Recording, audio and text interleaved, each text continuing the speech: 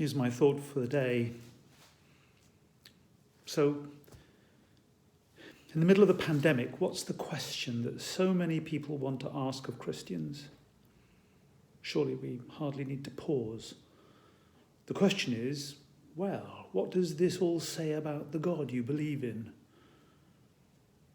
I think that until fairly recently, this would have been asked more angrily by people who felt somewhere inside a sense of disappointment that the all-powerful, all-loving God they had been told about seemed to have slipped up so badly. Nowadays, the question is often asked with something between pity and contempt. Pity for the poor, benighted folk who are self-deluding enough to believe, or contempt for our idiocy in not being able to spot the absurdity of our belief in God.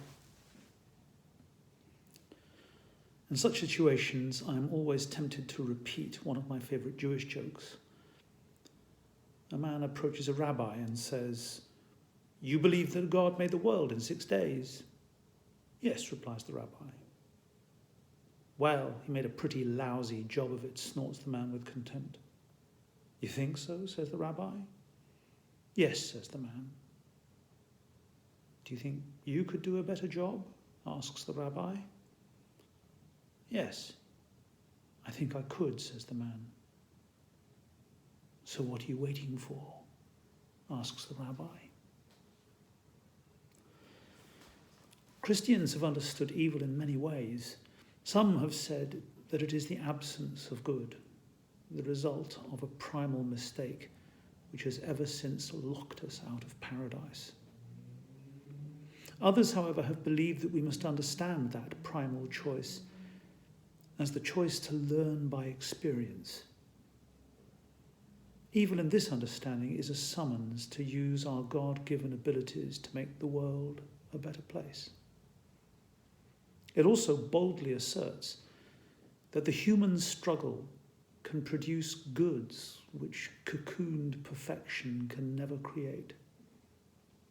As the Scottish poet Edwin Muir wrote, "But famished field and blackened tree bear flowers in Eden never known.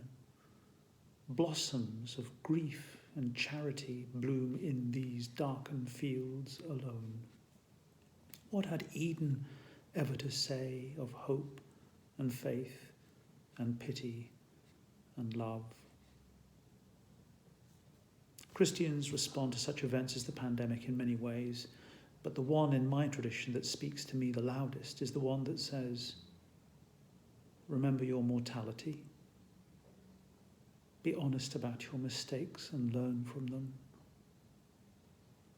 Consider what the crisis will reveal about you as a person. After you have mourned, can you still love your neighbour as yourself, even in these circumstances? Can you still hope for the day when the crisis will have been defeated and contribute to its defeat? Or will you retreat into bitterness and self-absorption? What had Eden, in all of its pristine security, to say of hope and faith and pity and love?